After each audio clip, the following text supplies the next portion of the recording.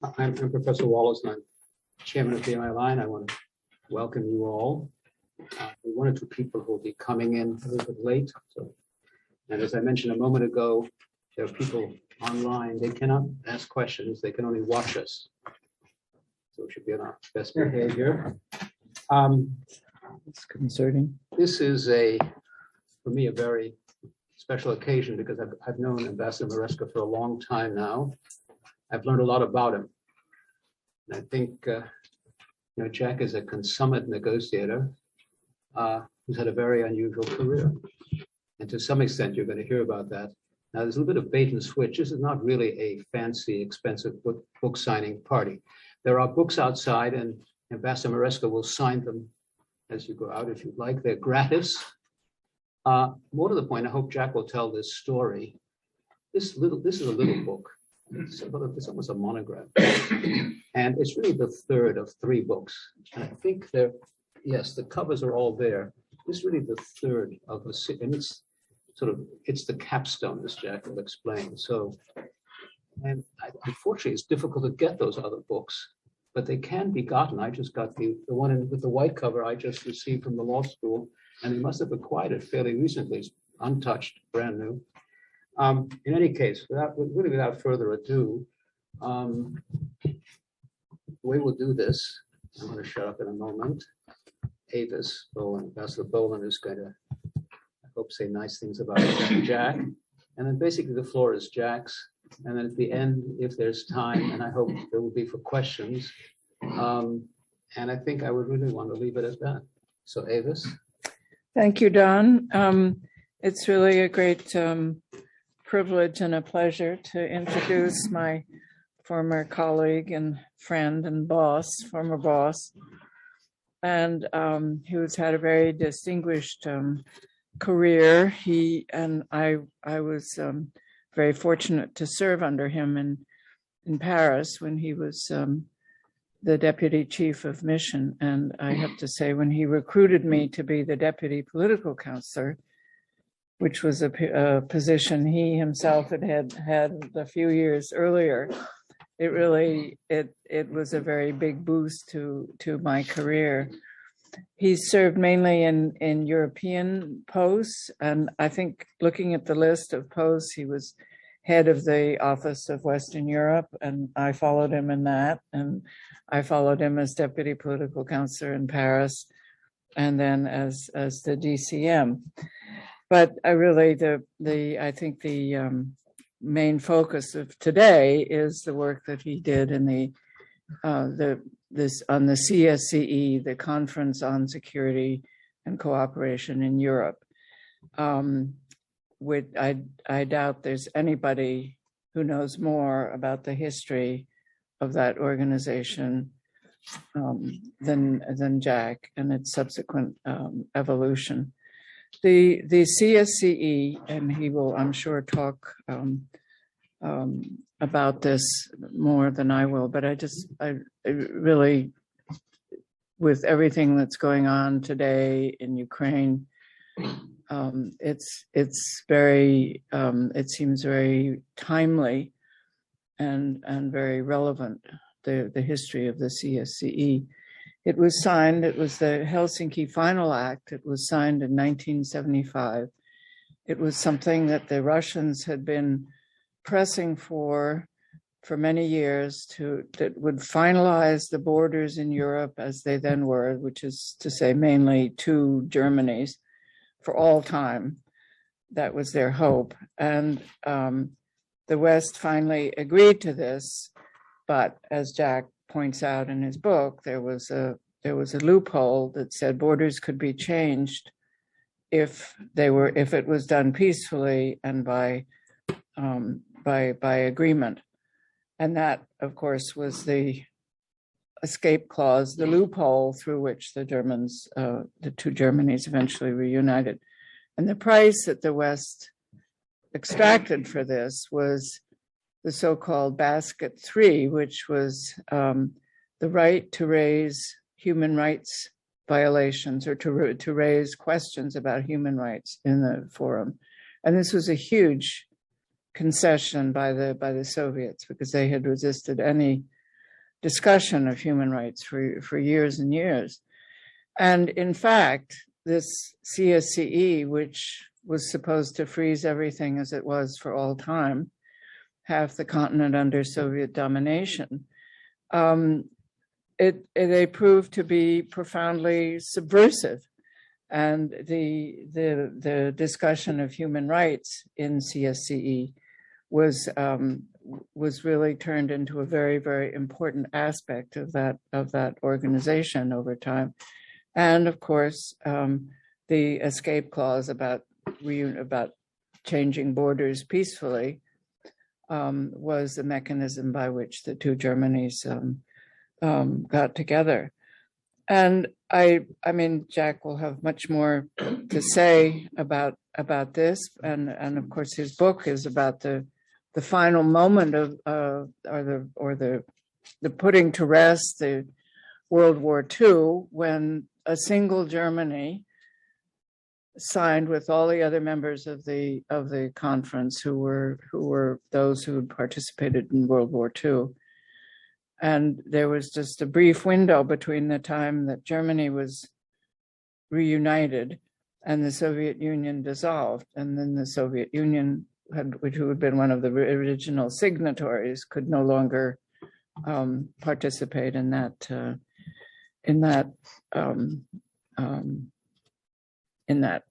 capacity. And I think it's very striking, the difference between the world in which CSCE was signed and what we are looking at today. I mean, then as now, we had an adversary in Russia, in the Soviet Union. But by 1975, it was a very sort of stable stalemate. And if you remember those years, the 70s, they were the time when we sent our first ambassador to East Germany. We settled the Berlin problem. It was very much a status quo confrontation or whatever. And that era came to an end with reunification and the dissolution of the Soviet Union. And the successor organization went on to do good things, but that era and the succeeding era have now totally vanished. We have again an adversary in Russia, but it is not at all a stable confrontation or competition. Russia under Putin is a revisionist power, trying to take back Ukraine. And the lesson that I drew from reading Jack's book and reflecting about these things is that every organization has its day, every agreement has its day, and we have to figure out a new way forward in these present unsettling times. So that was more about my thoughts about CSCE than about Jack, but I think you can read his career on page 127 of the book. It's also in part of it's in the program, a very small part. Yeah, I don't have a program. So. Thank you. Jack as well. So the inside cover. All right. Yeah. Anyway, so Jack. Okay, well, thank you very much, Avis. We've been colleagues a long time, and it's great to see you again, and to see a lot of old acquaintances here, and to be able to talk about this book and what lies behind this book, because there's actually a lot more. And I'm going to start out by talking about what's not in these books. And this is about when I started working at NATO. I was recruited for a job at NATO in a very particular way. I was sitting at my desk in the State Department, and the phone rang and said, "Are you John Maresca?" And I said, "Yes." Are you free in the next 15 minutes for an interview? And I said, "What for?" And he said, "It's the Secretary General of NATO.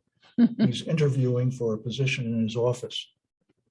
It's the Italian Secretary General of NATO. And the reason he wanted to interview me was because he wanted to have someone in his office who could speak not only the two official NATO languages, English and French, but also Italian, because a lot of his correspondence and his phone calls and his colleagues were, of course, Italian, because he was Italian. And so I had an interview which lasted about 10 minutes. He approved it, and within a week I flew to Brussels and became the number 2 person, which actually turned out to be the number 1 job in the office of the Secretary General of NATO. The reason I mentioned that was because that was in 1975. And we had, in NATO, we had started preparing for East-West negotiations years earlier. This is not really well known, but studies were being made at NATO, secret studies, about how we would enter into some kind of negotiating process with the Soviets. What subjects we would focus on, what we would aim to get out of such negotiations. All of this was being negotiated in a very special select group, ambassadors only, presided by the Secretary General, with one other person in the room, and that was the chef de cabinet of the Secretary General, who was the only note taker. And there was no record kept of these meetings. And Brosio had to have somebody who would understand well the discussion, which was largely in English or in French, because French was the other official language, and sometimes had to be recorded in Italian. Those were the things he needed in this position, and I fit the bill. So he recruited me on the spot.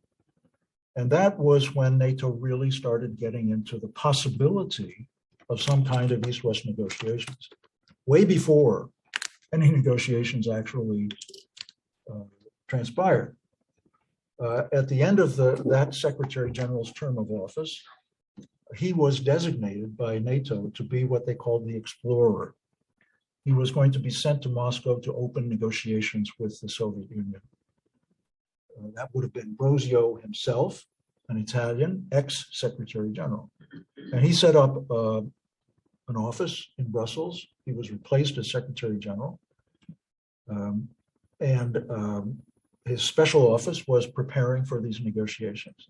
And for that purpose, he had one designated assistant, and that was me.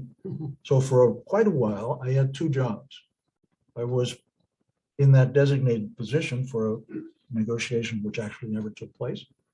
And at the same time, I was the deputy director of the Office of the Secretary General, who had become Joseph Luntz. So I was dealing with the 2 characters. And eventually, the Soviets declined this offer of a negotiating track. It was done in a very obscure paragraph in a Soviet communique, where they said that they would not negotiate with a representative of a military alliance. Just like that, those exact words. And Brosio was very clever in interpreting what things meant, understood right away that that was the end of his mission. And within a few days, he went back to Italy, just retired and went back to Italy because he saw that it was impossible to follow that track. But NATO continued trying to open negotiations. And the Soviets then went into action, and they went to see the Finns and asked the Finns to invite countries to a negotiation. That's how the actual negotiations started. It did not start, in other words, from a Western initiative. They happened because of a secret Soviet initiative requesting the Finns to issue these negotiations. This is not new information, by the way. It's in my books. It's been published long since. So I then went to the opening of the negotiations in Helsinki. And gradually, because the leadership of our delegation was periodically plucked away by the State Department. I wound up being the only person who had been in negotiations from the beginning, from our concept days at NATO through the opening with the Soviets and all the rest. And so gradually I became the authority in the State Department about the CSCE negotiations. And I carried on with those negotiations throughout the first phase, which resulted in the first summit in Helsinki, the one that's shown on the cover of my latest book, and on after that in different positions. And that, of course, is the reason why I produced these books. My first one is shown up there in yellow, and it's still in many ways the best one. In fact, you even... I've read it. Yeah, I know. You indicated that you considered it the best. Well, I hadn't gotten the second one because the library didn't send it to me until yesterday, but yeah. Yeah, it's the one I worked on the most. And I think that early period of the negotiations, which took place actually in Geneva over 2 years, was in many ways the key to the whole negotiation. But many things were happening at the same time, and so as things happened, this negotiating process also went forward, became more and more serious, became more and more engaged, and repeated itself in another conference, and ultimately led to the summit meeting, which took place in Paris, which I maintain, and I think it's generally agreed now, was the formal conclusion to the Cold War. At the time of the Paris summit, there was another, let's say, peculiarity which took place, which was the following: as soon as Germany was reunified, of course, in the negotiations, we knew that for the first time we were able to deal with a single Germany. That was important because it was a single Germany which had carried out the war. And according to the rules of theological rules of war and peace, it had to be the same country that signed a peace agreement. In other words, 2 Germanys could not sign an agreement about a war which had been carried out by a single Germany. Germany had to be Germany in order to agree to end the war. And there are many ways to maintain this logic, but in fact, it was maintained for us by Grotius, the famous writer of all the rules of war, who said very clearly, I'm quoting from my latest book here, those who conduct a war are also those who must agree to end it. Okay?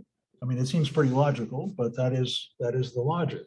So until Germany had been actually reunified, there was no partner on the other side to agree to end the war. And as soon as the German reunification had taken place, in our negotiation, of course, all of my colleagues understood very well that for the first time since the war, we had across the table from us Germany.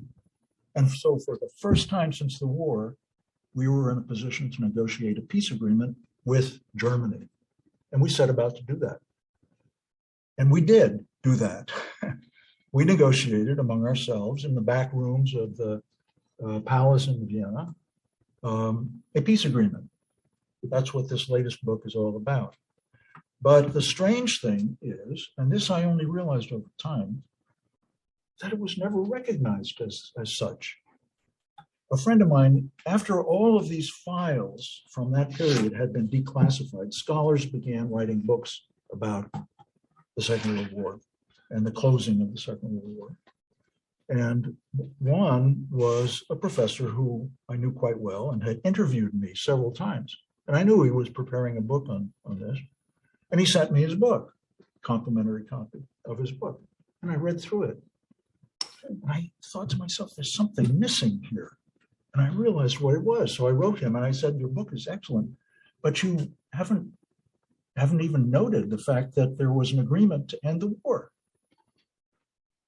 And he was astonished. And I pointed out the agreement, and he hadn't realized it. So I started looking at more and more books, more and more scholarly works. And I didn't find it anywhere. It had been totally overlooked. And that's when I decided to publish this book, to explain that we had negotiated a settlement. We had negotiated an agreement to conclude the war.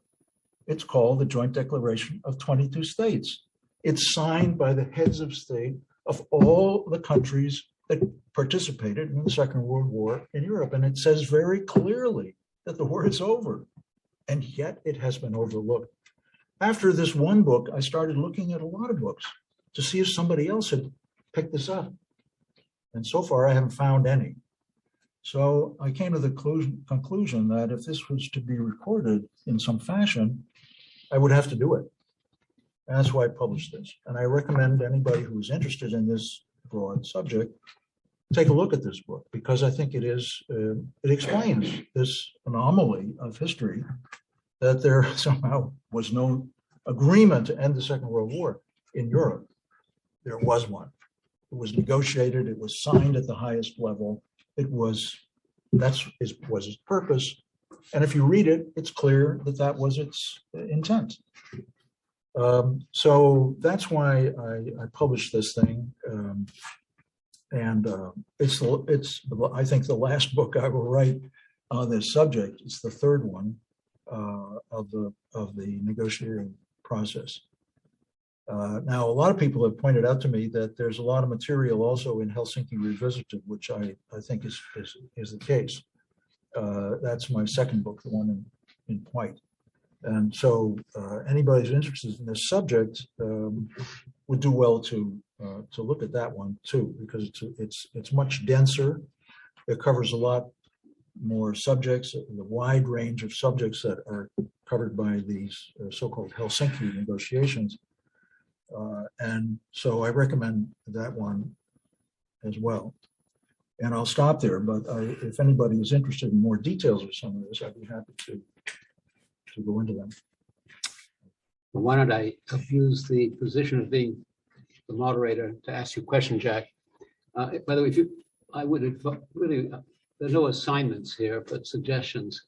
I think you'd enjoy, I've read the first one, which is the one in yellow, I guess, and the white one's on my desk. I just got it yesterday. It's really fascinating. And it raises a question: why did Brezhnev, the Soviets pushed for this? And it's clear they wanted to have the East European borders recognized. But having said that, I mean, were they dumb? Were they naive? I mean, they pushed for this. And as you point out, this gave the Europeans in America, Europeans leverage, because Brezhnev wanted this thing. And I suppose he must have realized that the Europeans would want something back. I'm just wondering why he did it. I mean, was he aware of what was going to happen to him? I think it's evident from his statements what he was trying to do, and I think it was reflected the Soviet policy throughout that period. They wanted to have an all-European recognition at the highest level that the frontiers that existed at the time of our negotiation would stay forever. They would never change. In other words, that Germany would continue to be divided forever. That was what the Soviets saw as the insurance against another invasion from Germany. And that's what they saw as their primary objective. And they got it, as a matter of fact. There is a statement in the final document of the second Csce negotiation, which states that very clearly. But there is also this other statement which permits peaceful changes of frontiers. And that's what the clause that you referred to in the first Helsinki Agreement ensured would be a possibility. Frontiers can be changed in accordance with international law, by peaceful means and by agreement. That was, and it's recounted in my first book about the CSE. It was negotiated personally by Henry Kissinger with Gromyko, and by messages back and forth between the two of them, secretly. It was introduced into our negotiations, as I explain in my yellow book, anonymously. Appeared on the table one day, a piece of paper with the phrase on it. Frontiers can be changed, comma, in accordance with international law, comma, by peaceful means and by agreement. That was the clause which permitted the reunification of Germany. That's why it was inserted. That's what it intended. That's what the Soviets had agreed to. But nobody at the time thought that was going to happen. Nobody knew that it would happen until it appeared on their desks. And No, but I mean, nobody believed that there would be a reunification of Germany. That's right. It seemed like the most distant prospect. Exactly. Yeah. And that's why the Soviets Agreed to it. Because they couldn't conceive of any situation where it would happen. But then what actually happened was just as weird and unexpected. And that is this incredible uprising of people in Germany, hammering away at the wall, climbing over the wall, rushing to get out of the country. It was overwhelming. And that's why the wartime powers met in great haste to try to reach some kind of accommodation which would permit reunification, something that they had themselves thought was totally impossible. They were then forced to rush, and they hastily put together a negotiation in Moscow with the occupying powers and the two German states, and worked out the agreements that permitted reunification. So, I mean, put it all together, it is an extraordinary story filled with secrecy and drama and unexpected things happening, again and again. And I have been fascinated by this subject ever since I got involved in it when I was in NATO. And, in my case, I'm also haunted, and I mention this in this book, by the fact that I myself arrived in this country as a refugee from that war. Because I arrived on the last ship from Italy, the very last. I didn't speak a word of English when I arrived. My father was Italian, my mother was American, and everybody was trying to get on ships in those days. And luckily, my father had contacts and got us a ticket. He himself couldn't leave because he was Italian. But my mother was American, and so we left. And I then grew up as an American. And the irony, and I point out in this latest book, that this irony is just a sweeping irony. Why? Well, because it's the only country in the world where this could happen, where somebody who was born in some other country would be the person who helps to close the war that had threatened and been held held as a threat over our country for so many years after the war, that it should be the negotiator for the conclusion of that war should be somebody who arrived from another country, born in another country. And not only that, it was an enemy state that I was coming from. So, I mean, these ironies are, I think, extraordinary Jack, of course, and uniquely American. Happened to Henry Kissinger and Zbigniew Brzezinski, too. Exactly. So, I mean, I think you put all these things together, and this whole sweeping succession of episodes from the war through these steps that eventually brought us to some kind of agreement that permitted all of this to fade away into a peaceful period. Now, right away, of course, we have to think of the period we're in now, because Jack, before you leave this, I have several questions, but yeah. I mean, for most of us, Helsinki is known for Basket 3. Right. And you might say a word or two about that, because one wonders what Brezhnev and the others thought about that. Yeah. Well, of course, that Basket 3 was our principal objective, our principal stated objective as the Western group in this negotiation. And it had a great effect. Here again, I've told a story that's relevant here in this book, Helsinki Revisited. It's the final story in the book. And this particular story, I think, conveys the meaning. And it takes place years after the negotiation. And in this story, this little vignette, I am coming out of the Yale Club in New York. I have the afternoon free. I decide to go out to the Brooklyn Museum. Does anybody here know the Brooklyn Museum? It's a wonderful museum where they were having a special exhibit, which I wanted to see. And I had the afternoon off, so I jump in a taxi and I say, I'm going to the Brooklyn Museum. And we start out, it's snowing heavily. And it gets snowing heavier and heavier. The traffic slows down. Brooklyn is very difficult to cross when it's snowing. And so we were inching our way along. And, I was kind of off in the dream world. And, in New York, you all know, one talks to the driver, right? So I was, every once in a while, I would ask the driver something about the traffic. And so we were talking like that back and forth through the open window. It was a woman. And I said, I recognized that she had an accent. So I said, where are you from? And she says, Russia. I said, oh, when did you come here? And she gave me the date. I recognized that date. It was a month after the signing of the Helsinki Final Act. And I knew, and I said, why did you leave? And then she told me her story. She was Jewish. She had a family. They lived out in the country, very simple peasant existence.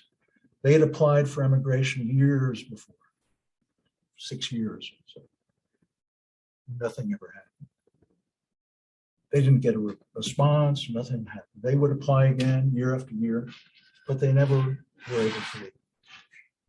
And then one day, one night, there was a knock on the door. They opened the door. It's somebody from the village, from the administration of the village. And he says, your papers have been approved. You're free to leave. But you have to leave by tomorrow. You can only take one suitcase per person. They had been granted permission to emigrate after years.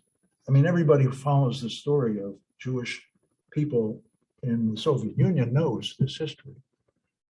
It had been for a long time, it had been very difficult for Jewish people to emigrate from the Soviet Union. So suddenly they were permitted to leave. But then the guy from the village says, but you have to leave on the first train tomorrow. One suitcase per person. If you don't leave, you'll lose the opportunity. So they stay up all night arguing among the family. Should we leave? Should we not leave? In the morning, they leave. Years later, two or 3 years later, they wind up in New York. None of them could speak English. They can't get jobs. So the mother knew how to drive, and she got a job as a taxi driver. We all know in New York, there are lots of women taxi drivers. And that's the way they had survived. And she had been a taxi driver ever since. So I thought about this story. And I myself, my story was a little bit similar. And so I said to her, do you think you did the right thing? She stops the car in the middle of Brooklyn, in the middle of the snow. And she turns around, she faces me, and she says, are you kidding? My son is a doctor in Los Angeles.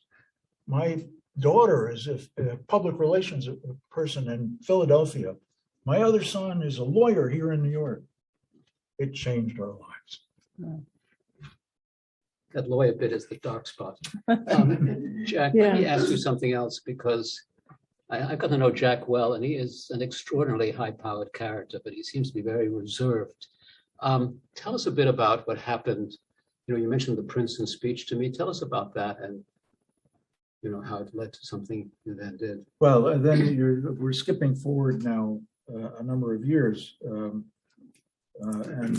this incident that you're talking about happened after the last of the Csce negotiations. If I remember, the one that's covered in this red book,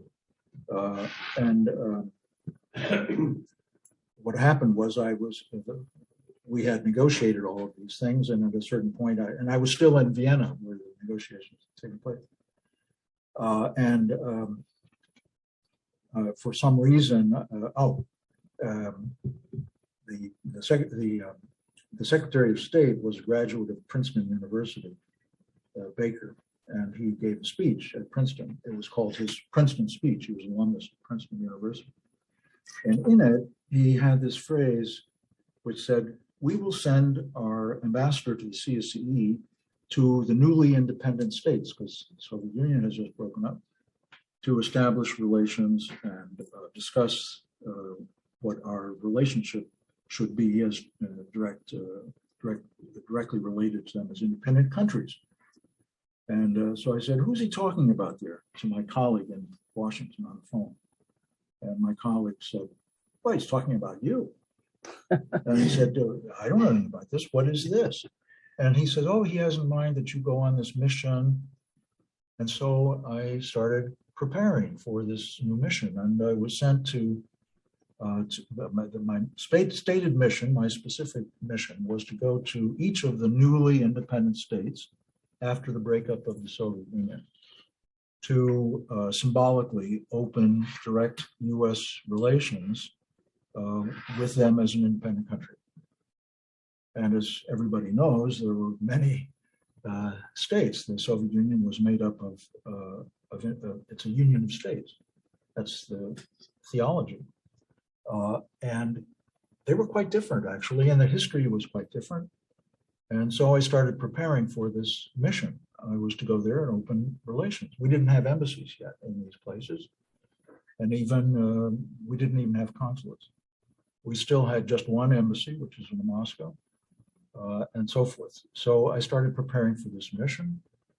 I assembled a staff of specialists, including a military attaché, because it's very useful, indispensable, I would say. If you're a diplomat in a strange country, it's indispensable to have a military officer in uniform walking one step behind you. Because everybody in this world, whatever country it is, knows that military officers are very conscious of rank. So if it's, for example, a general walking along and he's walking behind somebody else, that means that that person has a higher rank than the general, right? And everybody knows that, especially in a country like the USSR. I won't get into all of these things, but anyway, so I prepared for this this mission and was assigned specialists, economists, language specialists. In fact, my chief language specialist, who I invited to be here tonight, she's not,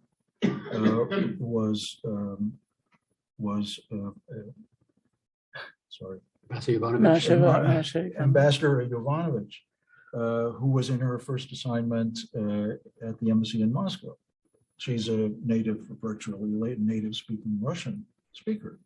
And she was a junior officer attached to the embassy in Moscow. And she was assigned to essentially be my liaison with the embassy in Moscow. And so with this team, we set out to go to all of the newly independent capitals in the former Soviet Union. It took me a year to do that. And I missed one because there was some kind of fighting going on between the airport and the capital city on the day we were supposed to arrive. So we had to put that off, and I never was able to reschedule it. And I also did not, out of choice, go to the Baltic states because, as everyone here knows, we never recognized that they were part of the Soviet Union. So for us, they were not newly independent countries. We had always recognized the Baltic states as independent countries. And in fact, they had embassies here throughout the period of the Cold War. So I excluded those those states because our relationship was quite different. But every other country I went to, the first one was Ukraine. Because symbolically, I did that for symbolic reasons, because Ukraine is the birthplace of the whole idea of the Russian thing, the Russian identity comes from Ukraine. Moscow didn't exist in those days. Moscow wasn't even a village when Kiev was a very civilized country and state. So, yeah, that's a special mission that I went on, and which was important in its own right. I've got other Could I- questions, but I hope. could I- Could I others will. ask a Please, of question? course. Yes. You meant, we talked about the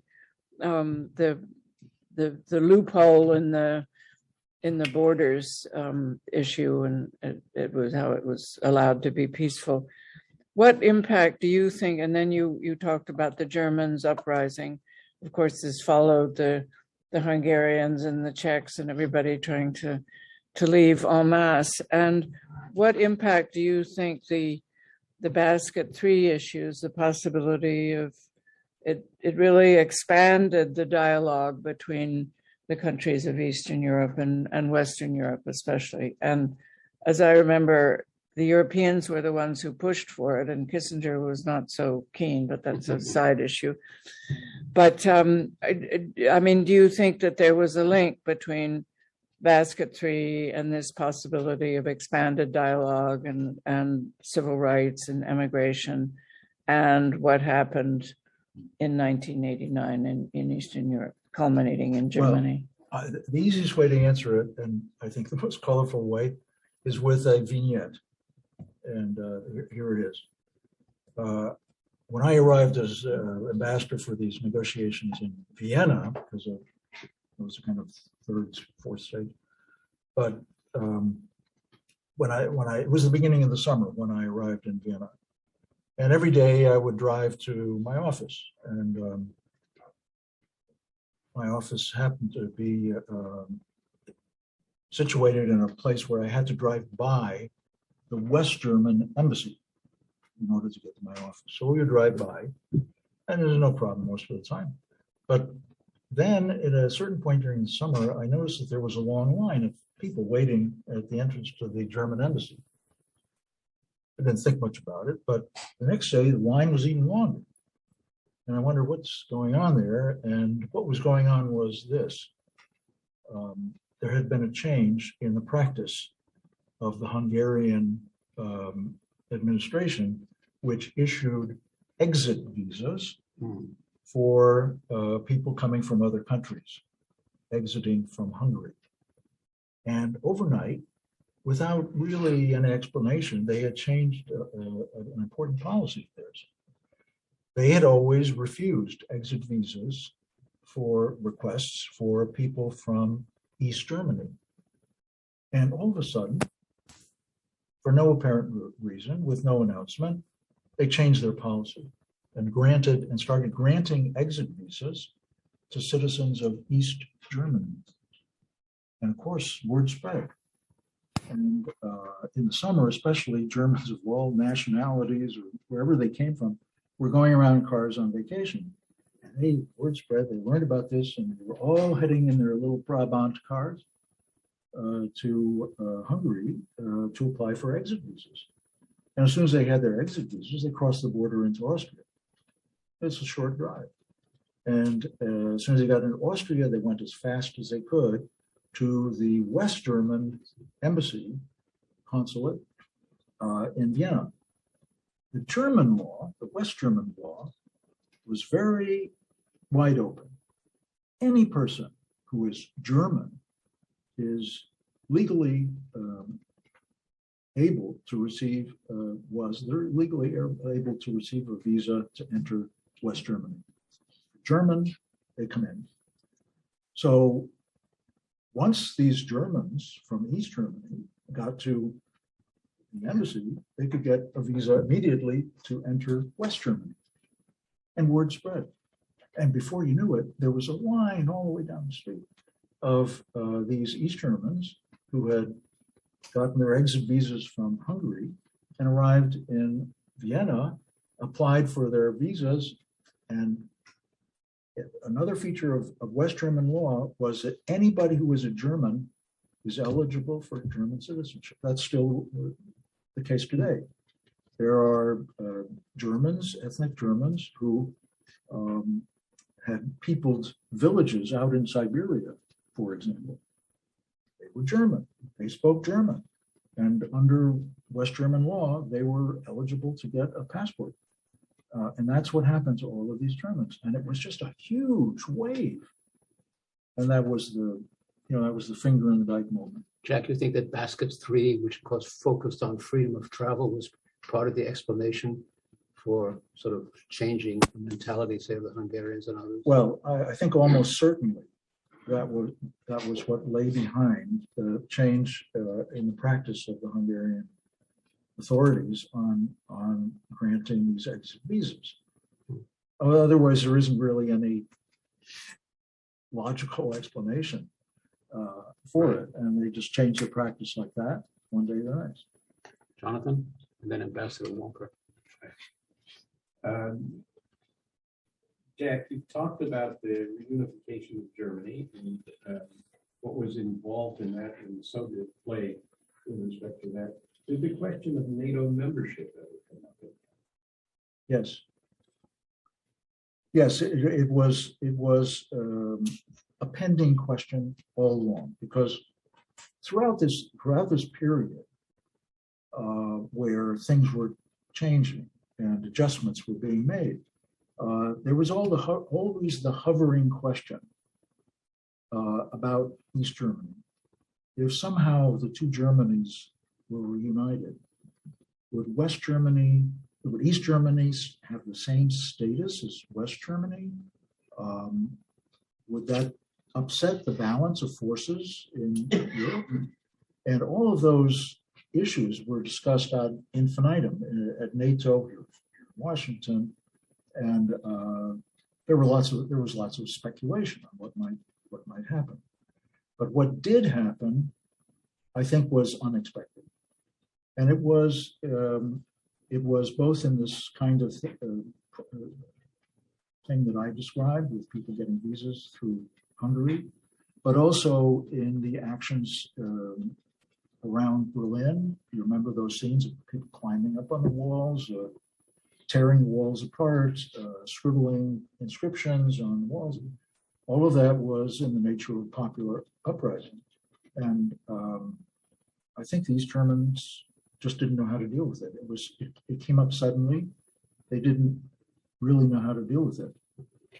They opened the gates. That's right. And not only that, but they, even more importantly, I would say, they agreed to open negotiations on reunification. And they knew very well, here you had West Germany, which had become an important economic power in Europe, probably equal to any other country in Europe, just West Germany. And so they knew that in the long term, their prospects were not really very good. And so there was already thinking going on. And that's why it was so possible when the moment came to work out an agreement so quickly, because as you recall, the powers went to Moscow. This negotiation went on in Moscow between the two Germanys. Not only in Moscow. Not only in Moscow, but what I mean is it was hastily put together, and they came to an agreement on the reunification of Germany within a couple of weeks, 3 weeks, something like that. So obviously there had been a certain kind of reflection process going on in the East German government, faced with all of these difficulties, which nobody knew how to manage. And so agreement was reached very quickly. So I think it's a fascinating period, and there were a lot of things that happened at the time that fit together in various ways. Now, there's one thing I wanted to mention, and that is this document, which I think, has such an anomalous existence, and this book is really about a single document. I want to devote some attention to this, and I'm just looking for the actual document, but I don't find it. And this is the Joint Declaration of 22 States. The Joint Declaration of 22 States is the peace agreement for the ending of the Second World War. Page 107. That is the thesis I put out. And the reason I published this book is because I realized that it hadn't been noted. And I was thinking to myself, how is this possible that this agreement that we intended to be a peace agreement, and which is signed and reads like a peace agreement, and is signed by all of the governments, how is it possible that nobody has noted that? But a colleague, a professor, wrote a book about this period and completely omitted this. And so I wrote him a note, and he had sent me a copy of his book. And so I read the book, and I wrote him a note, and I said, why did you omit the Joint Declaration? And he said something to the effect, well, why? Why do you ask? And I said, well, because it's the peace agreement. And he didn't write back. And then I realized that this peace agreement that we negotiated somewhat quietly had been completely overlooked. And to this day, it is overlooked. But it is the peace agreement. It's the only one we negotiated with that purpose. And this book tells that story, how we met in the back rooms, at first secretly, after Germany had been reunified. Because the instant that Germany was reunified, we knew that the next thing you had to have was an all-European peace agreement. Not a peace agreement between Russia and England and France and the United States and Germany, but with all of the participants in the Second World War. That is to say, the Netherlands and Poland and Italy and on and on and on. Yeah, and that's what we negotiated. There was no Versailles and there was no Missouri, Japanese. But of course, Jack, other things were happening, as you point out, the mutual and balanced force reduction negotiations. The CFE agreement, I know something about that. So there were other agreements going on. And Jack admits in this book, this was sort of done in sort of almost on the sly in the back rooms of the Hofburg, somewhere down in a basement or something like that. They would meet kind of informally. So, you get what you ask for. Well, back to your question about the basket for matter. I got to talk midsummer 1995. All the distance were absolutely certain that it had contributed to the fall of communism.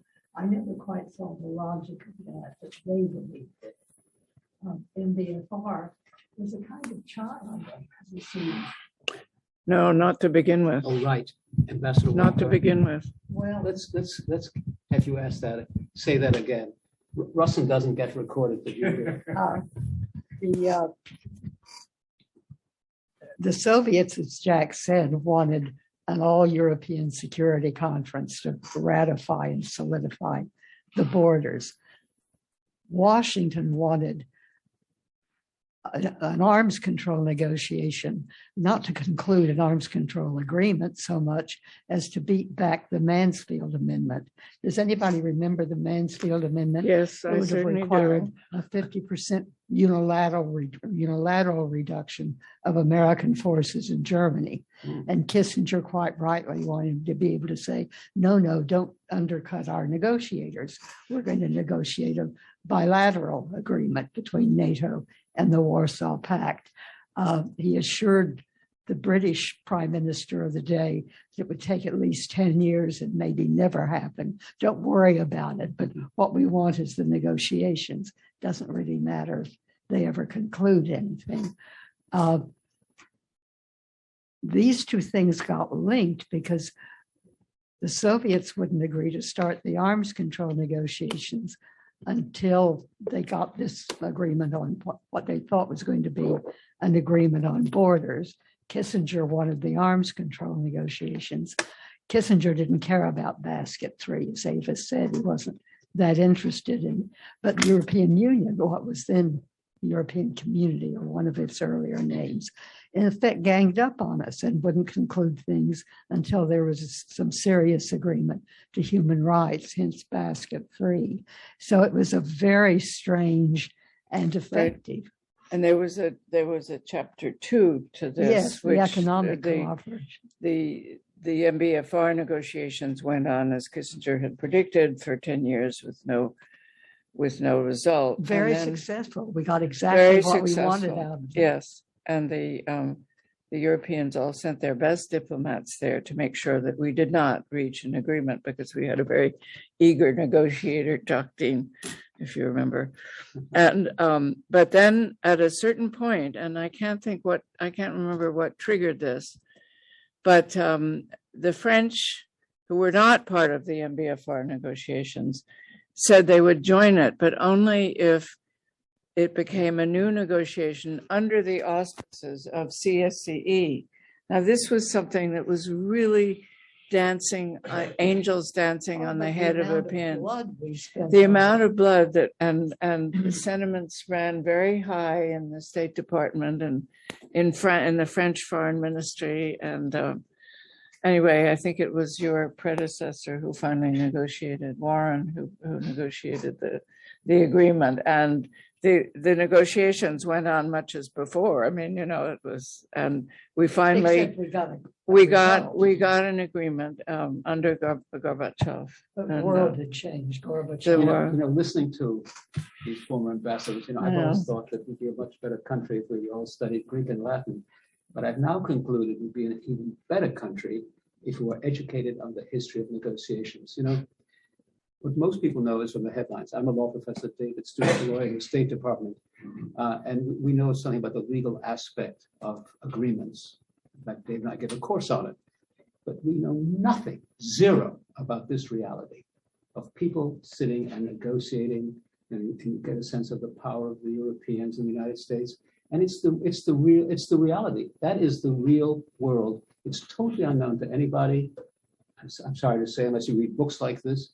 The New York Times, move to the sports section immediately. It doesn't really matter if they're inaccurate there. I'm serious. I'm dead serious. Reading a book like Jack's, particularly the first one, and I hope that you'll ask Jack how to get the first and second. It's superior. You can borrow my copy. Oh, it's spectacular. It isn't fancy. It's not theoretical. It's quite practical. Great book. And it really tells you how the world works. Well, everyone is curious about 2022. Faute de mieux, right? So now we'll ask somebody who has a question. Sir, please. Thanks. Thank you very much, Prof, for recognizing me, and congratulations for your book. I'm from Malawi. I happen to be attending a course on negotiations here for the first time. I'm a lawyer by training, but I also loved history when I was in school. So this comes as a surprise, the unknown peace agreement, because all you know is 1947, Paris, then Potsdam. So my question is, does the unknown agreement patch up 1947? And further, does it provide a conducive environment for the reunification of Germany around, I think, 91 or something, if I'm not mistaken?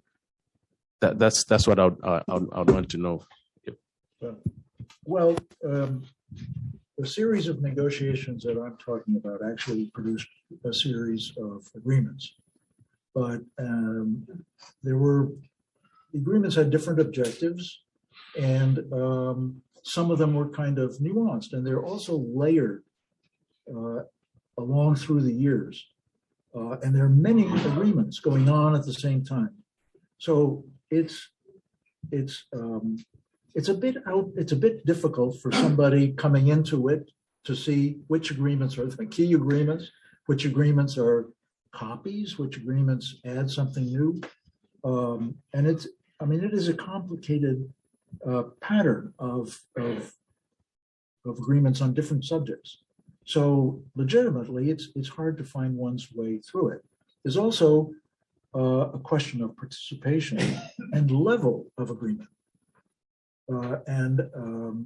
I think probably it's legitimate to look at this series of negotiations, which happened under the aegis of the what's called the CSCE, as the key ones. Why?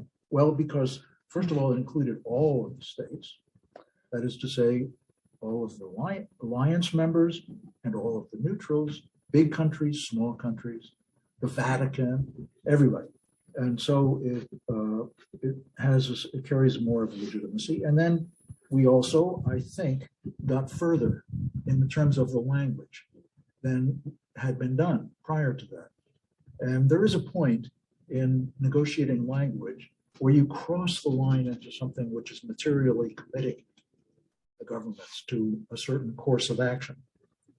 And I think these agreements that we think are these peace agreements, or whatever you want to call them, do in fact cross over that line, and they become a really notable peace agreement, to use the kind of generic Jack, term. Yeah, could I just David, of make a course. comment? I think the gentleman was referring to the peace treaties that were concluded in 1947 Yeah, that's by right. Secretary Burns, and that were concluded, I think, with every Yeah. country who had been a participant, which had been a participant in World War II, except Germany and Austria. Yeah. And those were not changed by CSCE. That's Those stood. That's right. Yeah. Jack, let me ask you sort of not a legal question, but in your experience with the Germans who you met, I take it the West Germans, that they always eventually hoped to have East Germany reunite with them.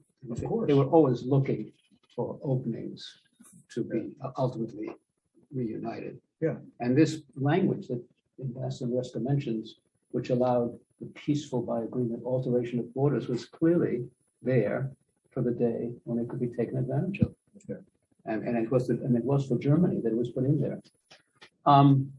Please, why don't we talk about 2022? I'm not going to talk about Jack. Jack has had lots of thankless tasks. He was essentially the mediator of Nagorno-Karabakh. I mean, that's an endless non-story. The mediator for Cyprus. I lived in Turkey, so I know that two parts of Cyprus. All the frozen conflicts. Right. So this is, if you think of Maresca, think of that. But let's think about 2022. We don't know what's going to happen between Ukraine and Russia. There's certain things we don't want to have happen to Putin, for one thing. But that war will eventually end. That's the way life is. If you read these books of Jack, and I say I'd not read them before, they're very, what happened there is quite significant. Now, Jack is inside the negotiating room. He's a negotiator, but I'm reading him as a layman, and it's very clear, that even the Russians talk about the security structure, between, Western Europe, Eastern Europe, a structure. And a lot of these negotiators thought that this was contributing to it. They definitely, it's for one thing, it's called CSCE, the word is security. And although there were other negotiations taking place, like the arms negotiations, Jack points out that all the negotiators wanted to cover the word security, and security meant to touch on some military. They talked about notifying maneuvers and all that stuff. They wanted to get up to the big picture, the Kissinger level, the structure of the world. That's what they wanted to some extent. I don't think they achieved it, but they were moving always in that direction, along with all the other detail. So my question is this, Jack. When there is going to be instability between Russia and Ukraine, whether we like it or not, you see the nervousness of the Poles and the others, the Romanians. Do you see anything in this history that you were engaged in, and the methods, the mechanisms of meetings and the way that could be useful, say in 2022 or 2023, because presumably the Europeans will want to be very much involved. Obviously, both the French and the Germans and the Austrians. We see the Austrian Chancellor took a jolly trip to Moscow, and of course the Eastern Europeans, Poland and others. And do you see anything in this which is unusual, Jack? That could be drawn on, or could inspire things in 2022, 2023, when things, inshallah, God willing, things simmer down between Russia and Ukraine? Well, there are always approaches to negotiation which can help to find some positive common ground. That's for sure. But I think myself the way Russia is currently heading makes things like that look very, very difficult. I mean, it really looks as though Putin is determined, he's got somehow personally determined to have a fight. He really looks like that's what he wants. I mean, after all, his forces were defeated once outside of Kiev, and they had to withdraw, and now he's preparing to go in a second time in another part of the country. I mean, and the number of atrocities is rising, and they're getting worse. So it's hard to see him having learned any lessons from past experience. Could I jump in here? I I mean, I agree with that. And I think the difference, as I was trying to say at the beginning between now and then, was that then there was a kind of a mutual desire for a certain stability between East and West. And Csce would not have been possible without that. You don't see that today. Putin is a revisionist. He has made Russia a revisionist power, and his ambition is to upset the whole post-Cold War order in Europe. Reading Jack's book is interesting. We were brought up to believe that, the Soviet Union was the implacable enemy. We all went to Yale. I probably learned more about Karl Marx than I learned about Jesus Christ at Yale, and that's notwithstanding Bill Buckley might have said that. We took endless courses on Marxist theory, history of Russia, Russian literature, but they were the implacable enemy. We were just kids and we were reading about them. But when we read Jack's book, and he mentions various ambassadors, negotiators, the deputy foreign minister, one of them, Kovalov was one of them. You get a sense that these were really, they were sort of almost a status quo calm. They were ideologues. They weren't gangsters. They were, ironically, Putin is more than a throwback. He's a throwback to Stalin. Worse. And maybe worse. I mean, the irony is he's not ideological. He's a power-driven thug. Whereas the Soviets were quite different. I was surprised how moderate, some quote moderate. Jack writes a lot about them. He meets with them and they can always talk. And they were fairly civilized. There's a very interesting concept in the Russian language. I'm not a Russian speaker, but I do know certain phrases and things from experience. And the one that's always struck me as a key to the whole puzzle of Russia and its region is the near abroad. The near abroad. The near abroad is a phrase which in Russian, in its Russian version, means the lands which are adjacent to Russia. It's the near abroad, okay? And the Russians have a tendency to think of that as their natural area, their expansion area. And it's not unusual. It's really something that one sees in all colonial powers. They think of the colonies as somehow a legitimate extension of their own country, even though they might not be directly connected. The French in Central Africa, for example. And in one of my chapters long ago, and I think it's in this white book, I tell the story of meeting a Frenchman in a port in Africa, because I was a naval officer before I was a foreign service officer. And I went to a lot of places in Africa.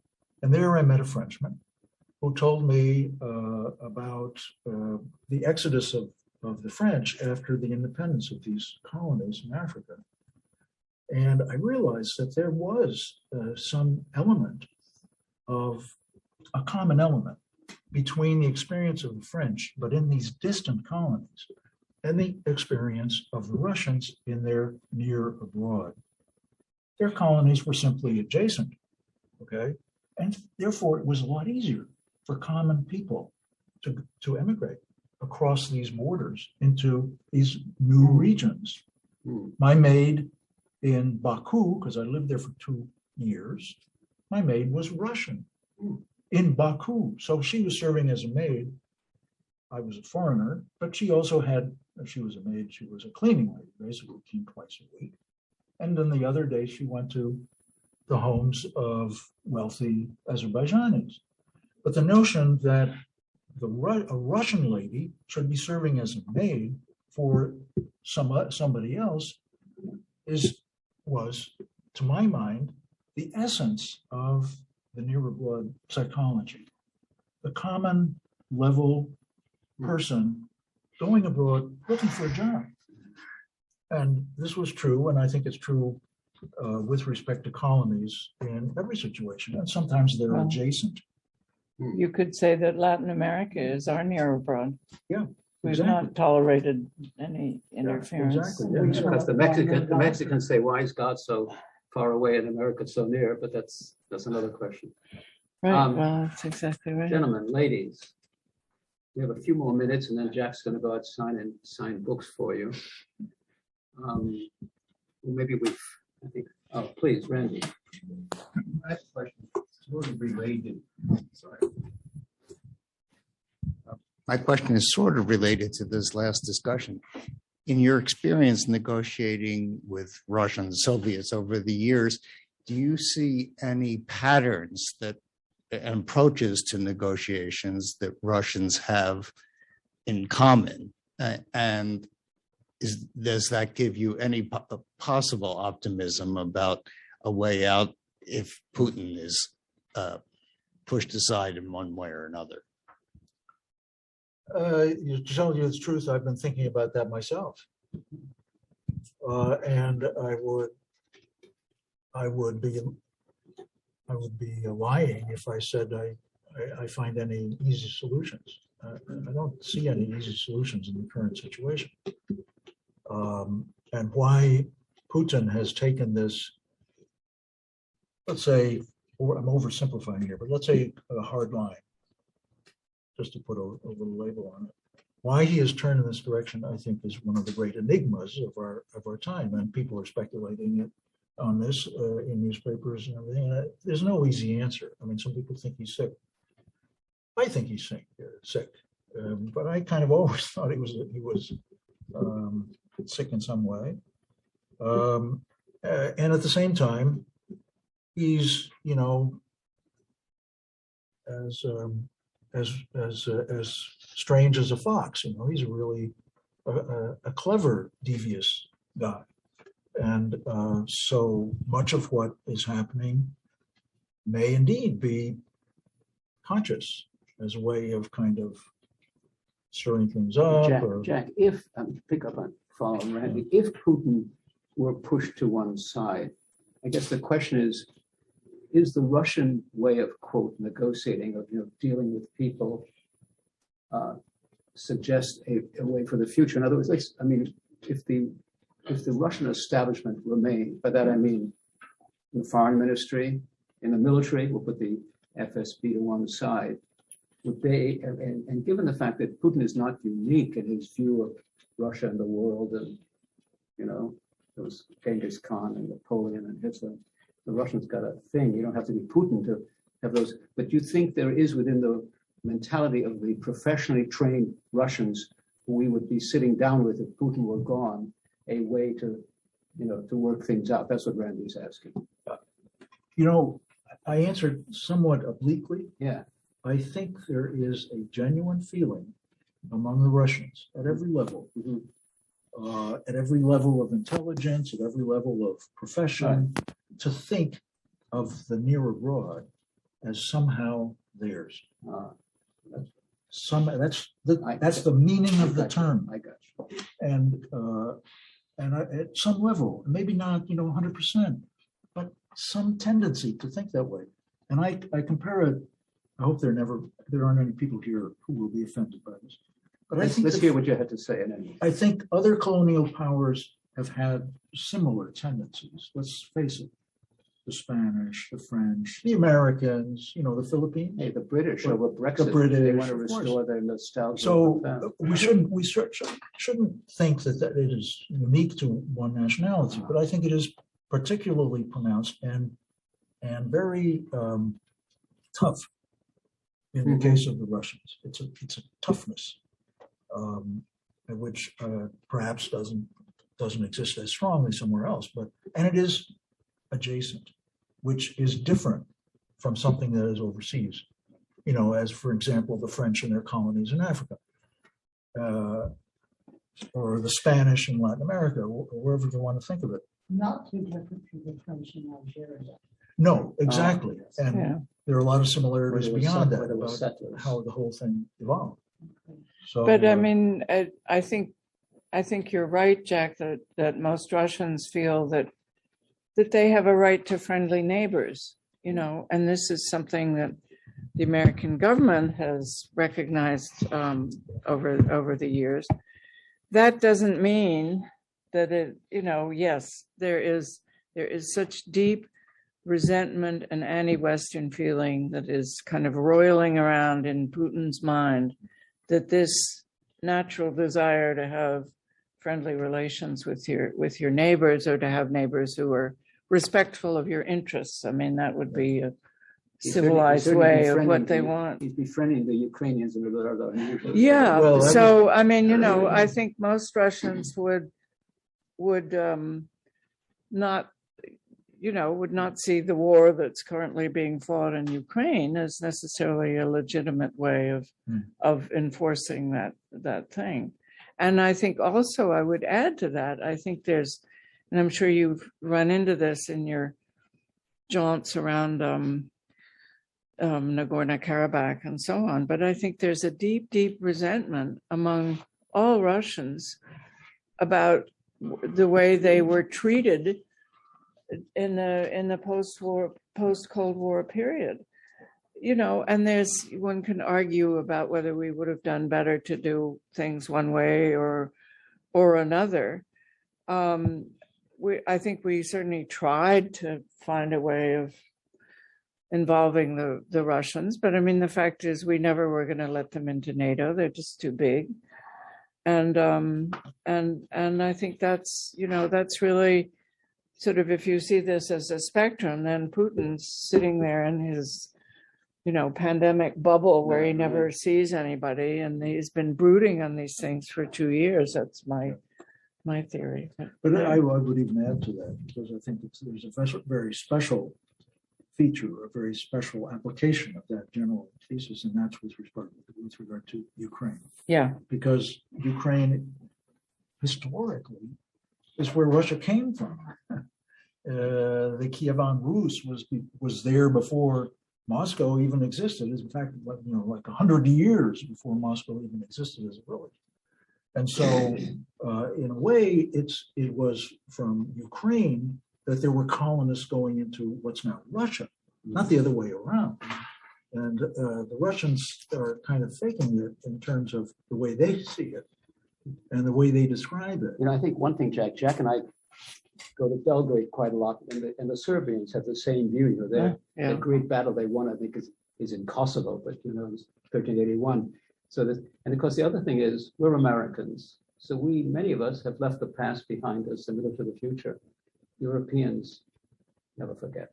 Unfortunately, they don't have as much going on, maybe in their lives, whatever. And that's something. Well, the French and the Germans managed to forget. Well, that's true, and we can thank the British and the Americans for that. No, we can thank de Gaulle for that, and to thank de Gaulle for anything. and Adenauer. Yeah, well, Anyway, but it's true, and the Japanese to some extent also. So the change is possible, but it's pretty damn rare. And something else was going on. I said these people wallow in the past because not enough is going on in the present, and this is probably not true in Germany. All right. Well, listen, Jack. I want to thank Avis first because one has to be polite. Avis, thank you. I'm sorry. I hope it's sincere. I love it. Avis's husband was my brother's roommate in college, so I have to love Avis. And for our own reasons, I do. But Jack, thank you so much. And the books are outside, and one or two of your friends went off with them unsigned, but they're outside, and Jack said he'll sign them. So thank you all very much, and I hope you take a time.